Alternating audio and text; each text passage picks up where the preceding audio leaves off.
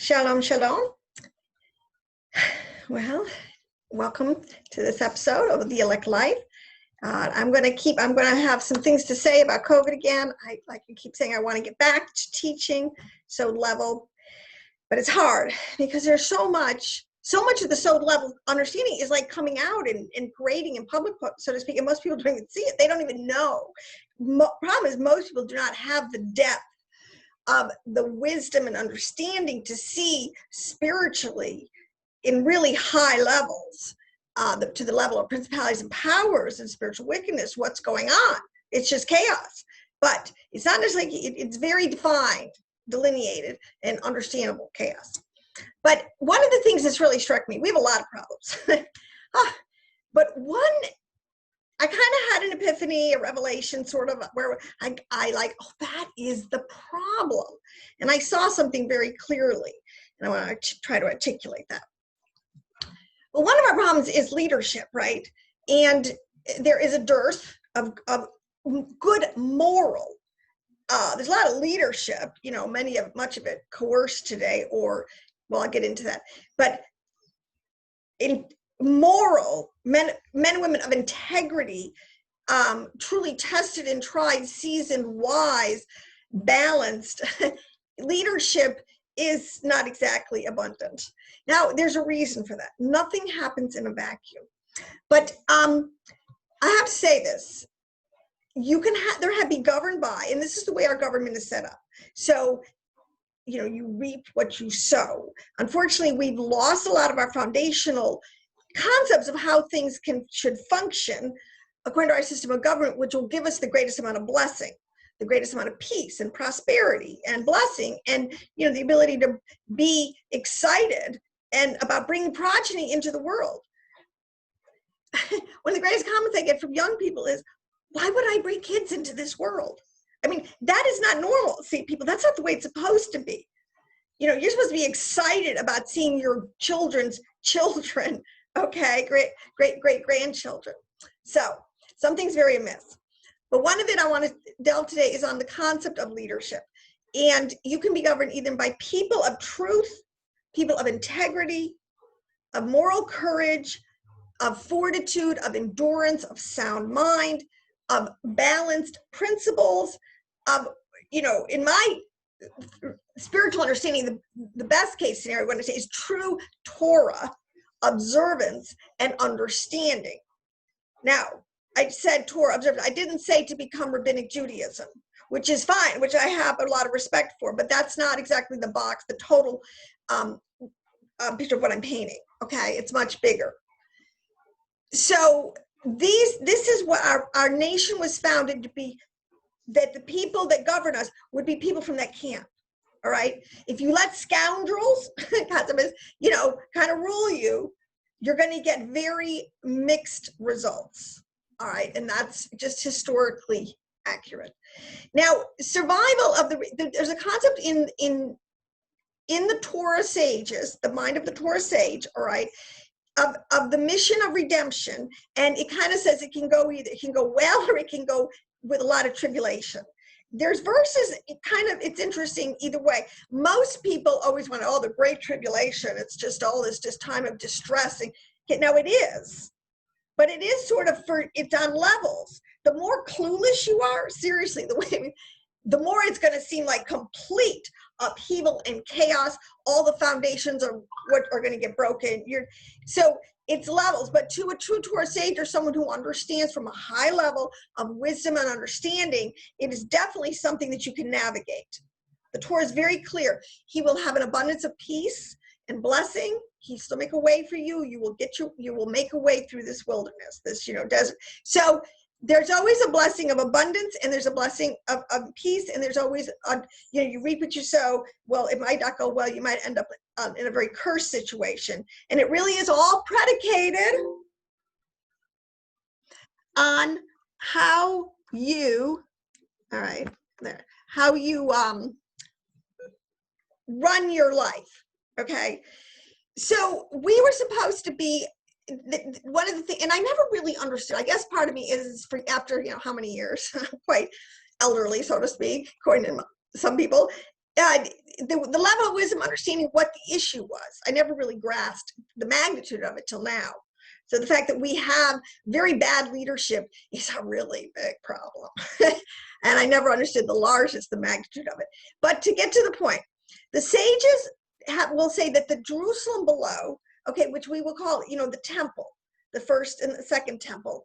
The first temple, yes, but the second temple, which ended up in a complete destruction and a raising, a lowering down to ground zero per se, happened because the generation got to the point where they were no longer able to produce righteous leadership. The whole system, the whole ambience, like what you would suck in from the environment was all wicked again.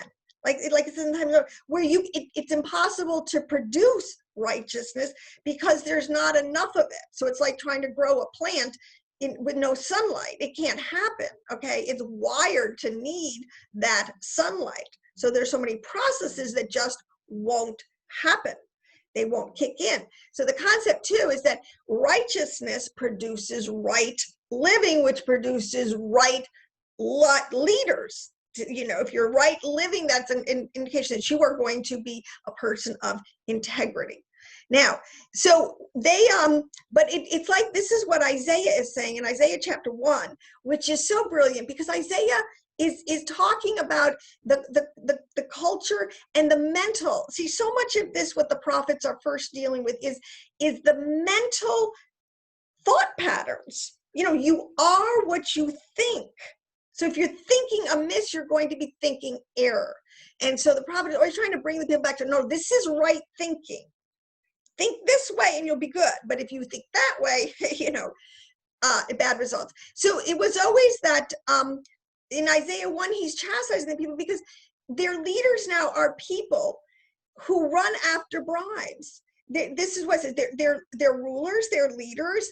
I don't care what government officials, are rebels, they're partners with thieves, they all love bribes, they chase after gifts, they do not defend the cause of the fatherless, and the widows cannot come before them.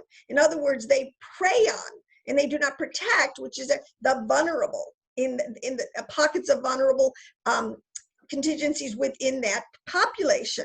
So this had gotten to the point they could not produce righteous generations. Now, there's always been in the backdrop, let me say, there's always been a righteous remnant. There will always be in every generation. But if you knew your Bible really well, you'd understand that in the time, especially of Ahab and Jezebel and at other times, the prophets literally had to leave. The true remnant had to leave. There was like 120 of them had to leave and live in caves. And I think it was when the prophet, I think that's one of the things that Jonah did, and Nahum said that it brought food to these prophets. This is a reoccurring story if you would study your Tanakh deeply. So again, there's nothing new. Sometimes the righteous have to really go underground just to survive, and this is true historically. But when there is righteousness in the land, there is a crop of good people to pick from. So it's a lot more pleasant. Everything is going to work better because you can cull from a much larger, visible, everybody is in a supportive sense group of people. All right, people who are, again, now I go by Torah observance, which really boils down to the concept of the 10 commandments, these 10 large categories of moral, ethical behavior that nobody can really justifiably argue against. You don't murder, you don't steal, you don't commit adultery. This is not the way, this is not I'm not saying people don't do all this stuff. That's not the point. The point is there's a righteous standard that mankind was given. And the Tanakh is totally clear. The New Testament totally affirms that this concept of these commandments, ordinance, laws, these are things that are for our benefit and are binding on all generations. All right, now it's in there. Okay, so getting to my point. When it says, okay, but today we are, as a contrasting this, but today we would say the same thing without term limits. We have we have the cesspool, we have a quote unquote the swamp in Washington that is totally run by, when there's no term limits, all right, these people become, and this is going to be, in a minute, I'll give away my whole point is, but the special interest, corporate lobbying, bribery, you know, where they've sold out the American worker, there's destruction of the American middle class, they're stripping our rights in front of us, left and right. There is a problem with, and they're sucking us dry, you know, high taxation, over regulation. I mean, there is just, and now you put Big Brother on top of that, and oh my gosh, it is totally, a net has descended on us, okay? So who is doing this? How did this situation get like this? And this really is because of a group of people we have given, instead of morally, all right, don't let me get ahead of myself. We are run now by what are called bureaucrats. There's a big difference, and I'm going to screen share, and we need to understand this and the difference, okay? You know, Mr. Smith went to Washington to try to take on the fat cow kind of thing when it gets to its special interests, all right? And that is what we have today, and it is a problem. But the point is, a lot of it can be solved just by raising the bar, enforcing quote unquote, what we law and order. All right, those are not heavy-handed, arbitrary words. They represent cornerstones of understanding that have been tested, tried, and are true. And our founding fathers absolutely affirmed, confirmed, and built the whole structure of the government on this thing. All right, but let me say this. There's a verse that's again in Isaiah, and he talks to them. He says, you know, your rulers run with thieves, which is basically, you know, they're all lobbyists and special interests lining their pocket today. But it says in here, this is how the keys, I just want to point this out, the keys to the kingdom, how you have to understand how this understanding is coded. Your silver has become dross, okay? Your fine wine diluted with water. Okay, so in other words, your silver has become dross. Silver is a code word that's represented, tied into Bina, which is understanding. Remember, the Bible says, and I'll say it again, to put it, the principal thing we are to get is wisdom and understanding. That is the principal thing, all right? Your salvation, getting that will lead you to salvation. That's the whole point. All right, it'll lead you home. That's the ultimate tracking. You know, look for wisdom and understanding from a biblical Hebraic centric point of view, and you will find salvation. That's what it says. But we have these people today, these bureaucrats who are now policymakers. We're run by bureaucrats who are policymakers. We are not run anymore by, and they have now got these quote unquote elected officials, quote unquote, in their pocket. All right, and it's a problem. So let me just share something, because I want to talk about two things. I want to talk about how the country was founded, and in New England. See, I live in New England. I come from New England. I kind of understand New England. And over the years, I've been shed all the, oh my gosh, I'm sorry, but what do they call it? The reconstructionists. They deconstructed everything, and then they reconstructed it. You know, who they are, but we won't go into that. This whole rewriting liberal mindset, so to speak, that these people were not good, hardworking, decent, Torah observant, just incredibly industrious and energetic, all good qualities, people of integrity that founded this nation. Oh no, they were all white, racist, and slave. I mean, this is like, no, people, and this, the buck stops here. No, that is a rewriting of history you will not get away with, because it's a lie, you know, and no lie is of the truth. So, but back to my point, I'm not preaching. So let's just look at this word bureaucracy, okay?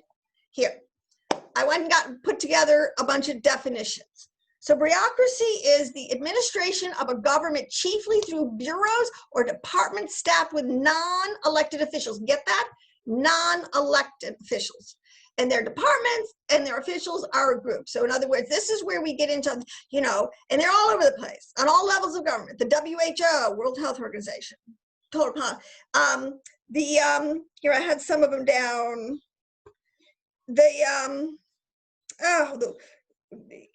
oh, I forgot. I had a bunch of little, you know, they 3 little acronyms, and but I don't know where it went to. So anyways, okay. So what you have to get is that they're out there. Sorry, I'll come back to that. All right. So the Merriam-Webster says a body of, again, non-elected government officials and an administrative policy-making group. Government characterized by specialization of functions, adherence to fixed rules, and a hierarchy of authority. A system of administration marked by officialism, red tape, and proliferation.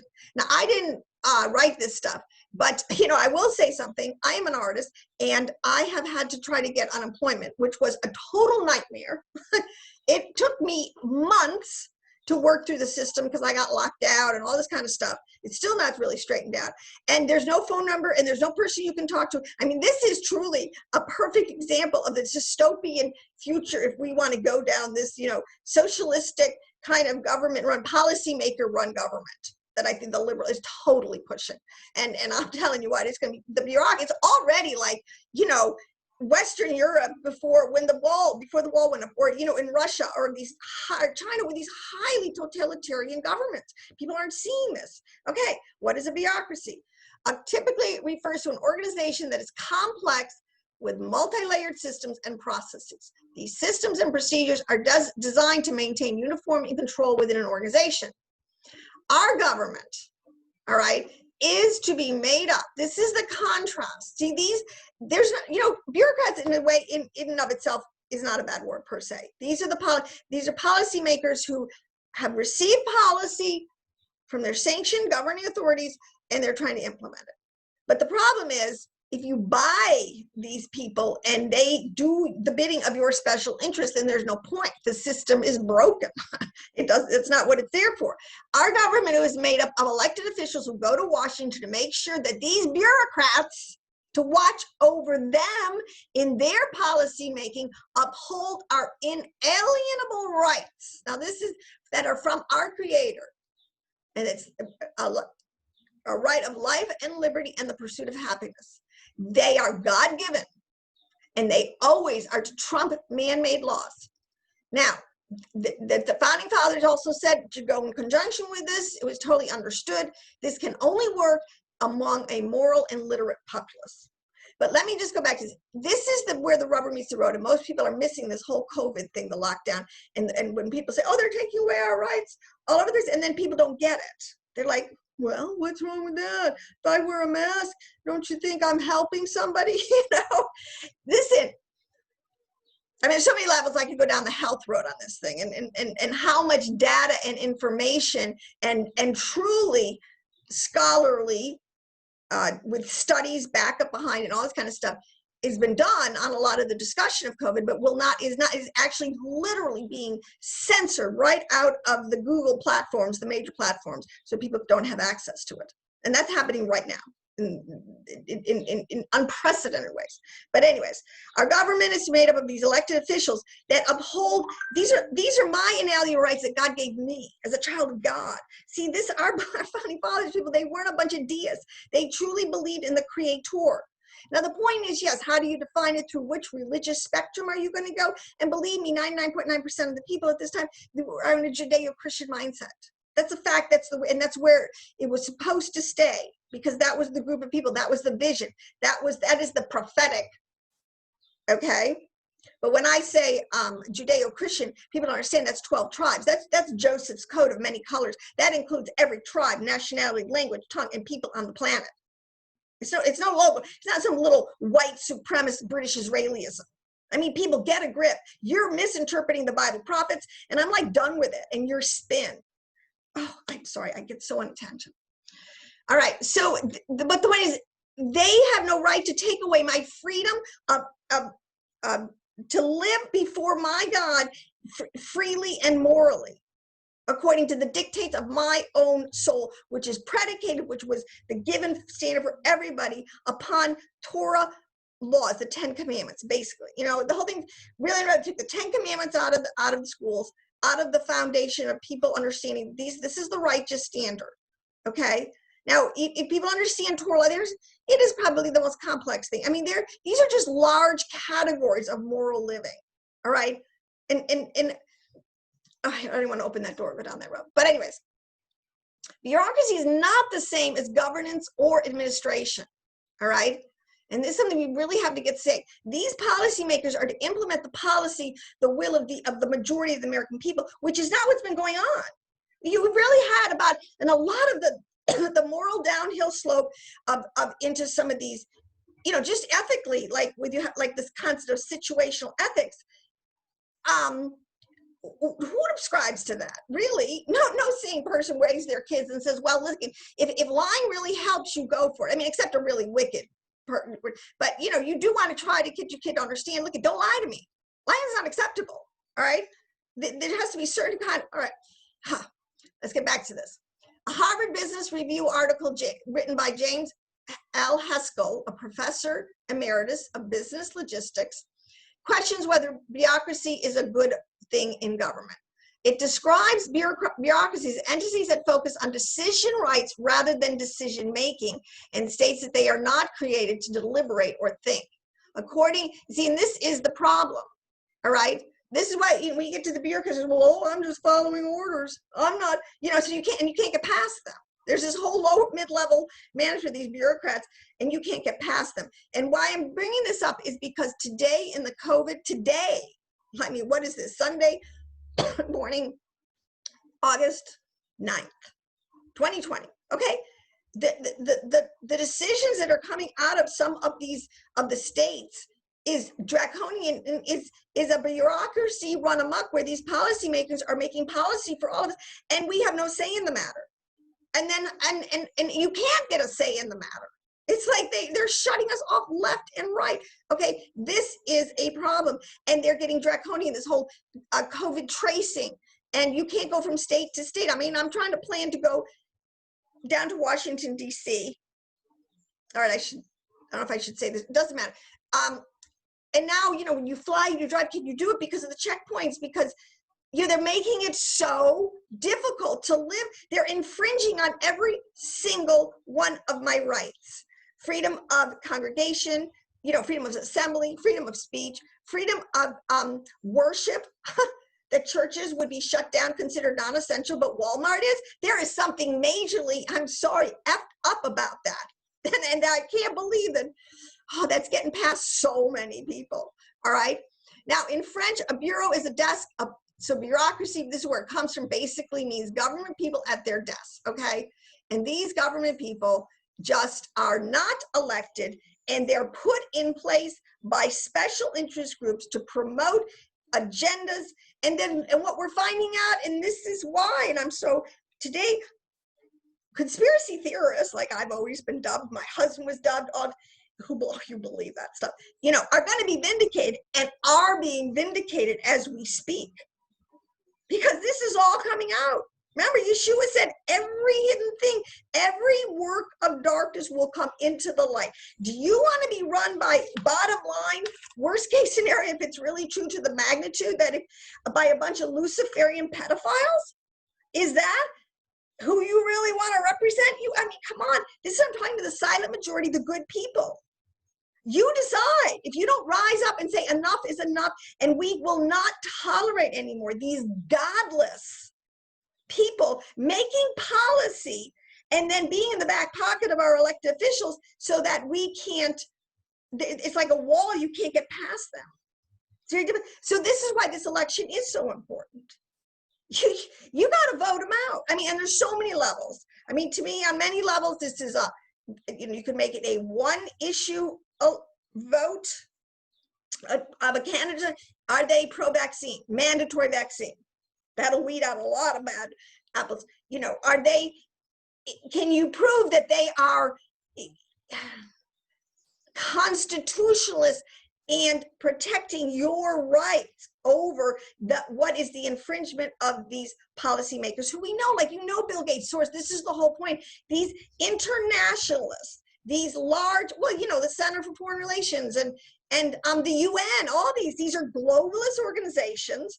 They are not designed or wired to the whole point was their power was to supersede above nationalistically, ethnically, and governmentally groups and pockets of people being self-sustaining and, you know, their own destinies. America being the major nation in the world with a very prophetic destiny, and we cannot allow these globalists to take us over and run us, because they are Luciferian in their core, and they are trying to take us out of the running to be a blessing to all the nations in the last days. This is the point of Joseph and his whole mission, to have, you know, bread all stored up for during the great time of famine, because we are in the birth pangs. We are in a time of, yes, tribulations are going to only get greater and greater.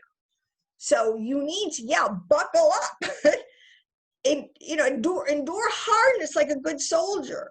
We should, the mature, the elect, those who know their God. At this point, if you are not strong, you know, in the category that do not know your God and are not able to do exploits in his name and for his glory, it's going to be very different tune for you. So that was what I wanted to share today. Shalom and blessings. And I will be back again with much more meat of the word. Yeshua is the king. And the good news is, soon and very soon, the Messiah of Joseph and the Messiah in David will be ruling and reigning together in that whole package, that whole concept, in all of the heavens and on earth. Shalom.